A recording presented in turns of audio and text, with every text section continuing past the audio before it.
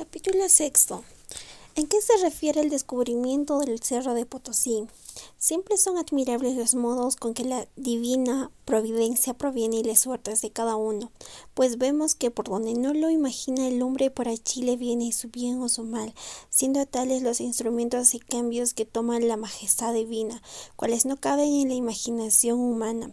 Vemos esta experiencia en el descubrimiento del gran Cerro de Potosí, pues ni el indio que lo descubrió lo imaginaba, ni el venturoso español pensaba la felicidad de poseer su riqueza, pero la suprema causa que gobernaba tan ocultos secretos los manifestó, de suerte que claramente se conoció ser dávida de su divina mano, pues tomó por instrumento una criatura irracional, y no de los grandes reyes entre ellos, no de los terribles, bravos y dañosos, sino de los que son una oveja y macedumbre. A uno de estos tomó para que fuese instrumento, no solo del bien de un gallardo indio que lo descubrió, y de un noble español a quien se lo manifestó, más lo que causa admiración para el alivio, para el bien, para el lucimiento y para la felicidad del orbe todo.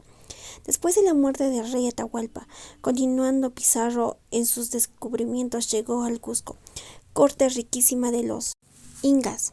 No halló en ella resistencia, sino mucho más oro y plata que las que había visto. Había en aquella población muchos templos, todos cubiertos de planchas de oro, donde adoraban a sus ídolos, y muchas sepulturas cubiertas de plata y llenas de grandes tesoros, porque generalmente en estos reinos todos los hombres ricos entraban consigo sus tesoros, aun parte sus mujeres y pajes vivos para servirse de ellos en el otro mundo, que así les hacía entender el diablo a quien hablaba, que habían de tener allá los mismos regalos que acá. Algunas de ellas más de 50,000 castellanos de oro.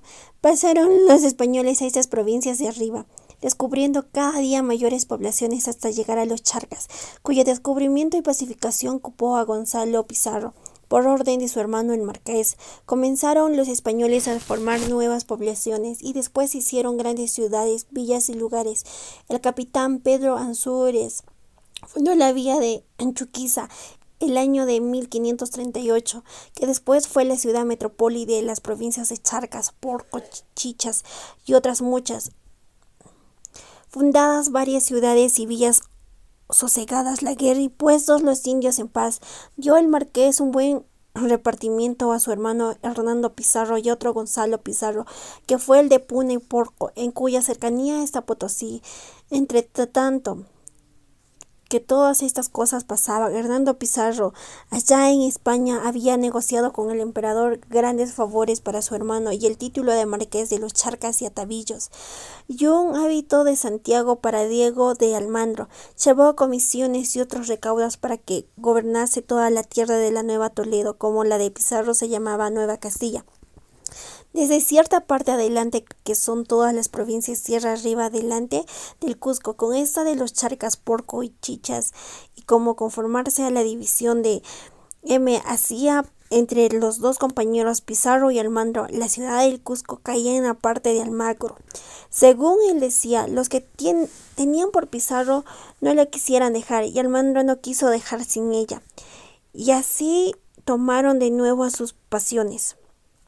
Tras leguas de Chilca está el valle de Mala, y allí es donde el demonio, por pecados de los hombres, acabó de meter el mal que en esta tierra había comenzado, y se confirmó la guerra entre los dos gobernadores, don Francisco Pizarro y Diego de Almagro, pasando primero grandes tranques y acaseamientos, porque dejaron el negocio del debate, que era sobre en cuál de las gobernaciones caía la ciudad del Cusco, en manos de poder de Francisco Bobadilla, del orden de la Nuestra Señora de Merced, y habiendo tomado el juramento solamente en unos otros capitanes.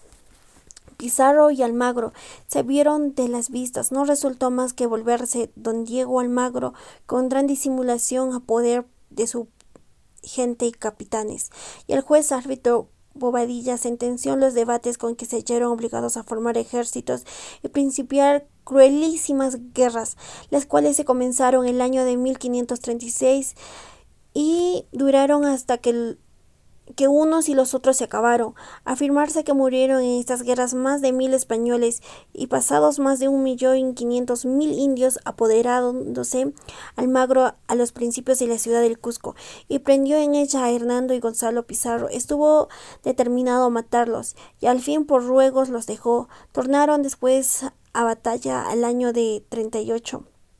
Hernando Pizarro y Almagro, y de poder a poder se dieron en la memorable batalla de Salinas, en la cual fue vencido Diego de Almagro y llevado al Cusco. Pizarro, por acabar cosas, determinó cortarle la cabeza, formándole proceso.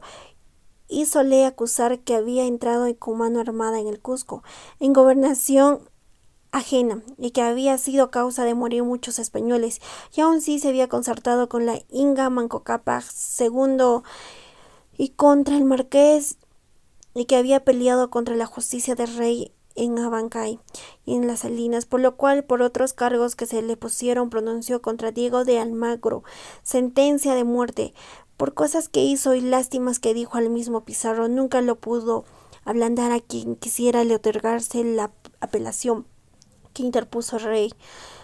Cuando más por mucho honra le dieron en la cárcel un garrote y después lo sacaron a degollar en la plaza. Hizo Almagro su testamento, y aunque tenía un hijo natural que lo llamaba Diego Almagro, había en una India, no le dejó a él su hacienda, sino al emperador. Hízose justicia de él en la plaza del Cusco, año de 1540. Pocos meses después de muerto Almagro, vengaron su muerte Diego, su hijo, Juan de Rada y otros 11 amigos suyos, quitando la vida al marqués Francisco Pizarro en la ciudad de los Reyes, mientras Gonzalo Pizarro andaba en el descubrimiento de la canela, matarándole a cuchillos.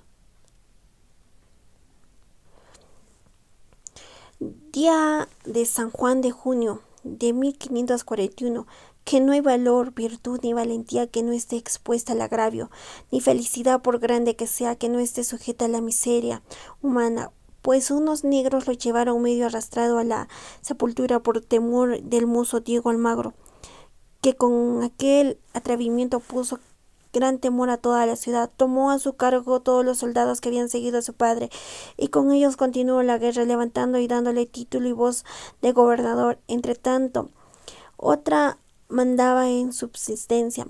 Él y los suyos tiranizaron la tierra en intención de hacerse señor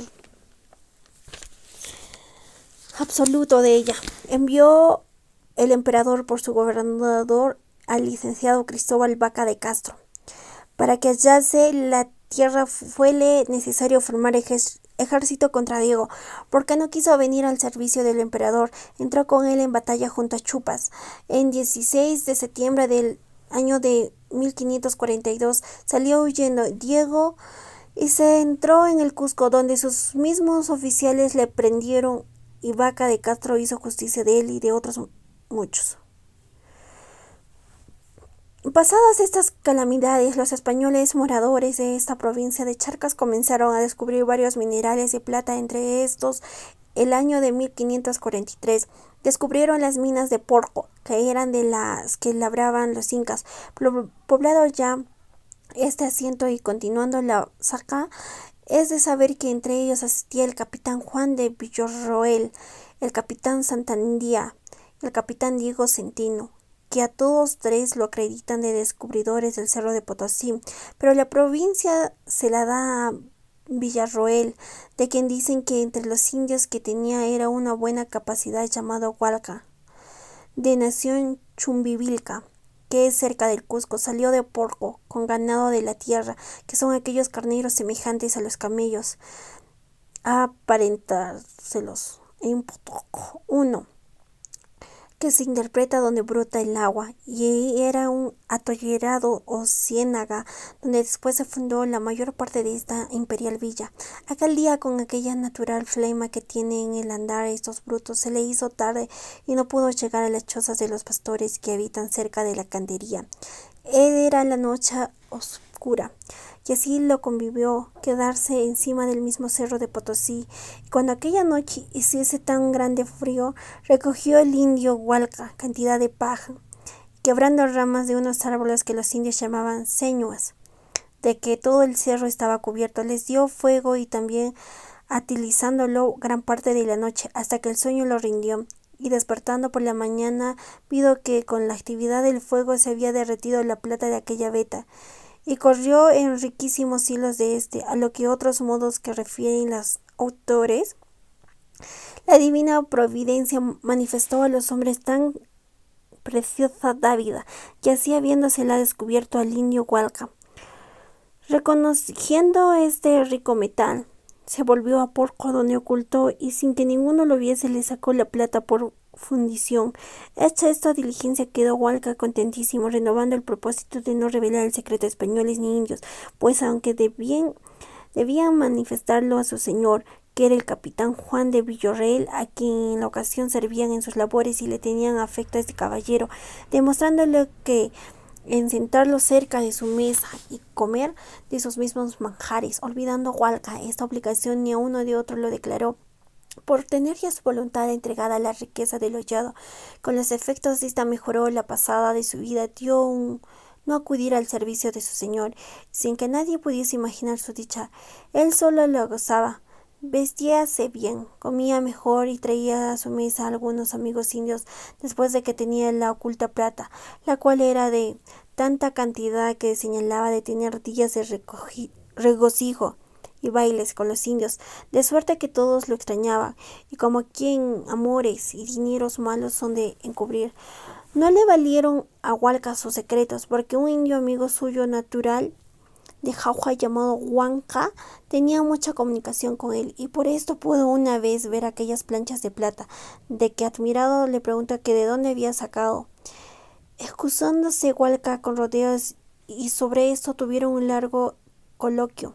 Por fin, importunado Hualca de los ruegos de su amigo, se volvió obligado no solo a descubrir el secreto, sino que también mostrar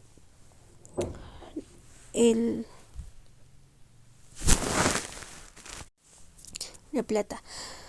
Y como era ya la llegada de la hora, sucedió que, como las más ensoberse la abundancia de corporales bienes, así el indio Hualca por la sobra de ellos se ensoberbeció, de modo que, aparentándose de los españoles, tuvo muchos altiveces con los indios, y entre estos con su amigo Huanca.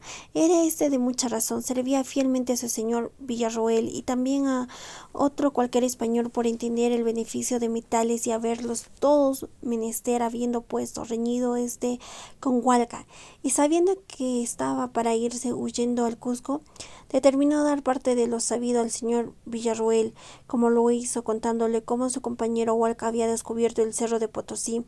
Admirándose y alegrándose el vesturoso capitán, partió luego en su compañía al cerro, donde halló ser verdad lo que Huanca había dicho, destacádose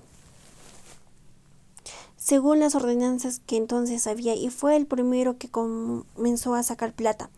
Era capitán de los nobles de Andalucía, natural de la ciudad de Canoa, y no de los pacificadores de la provincia de Charcas.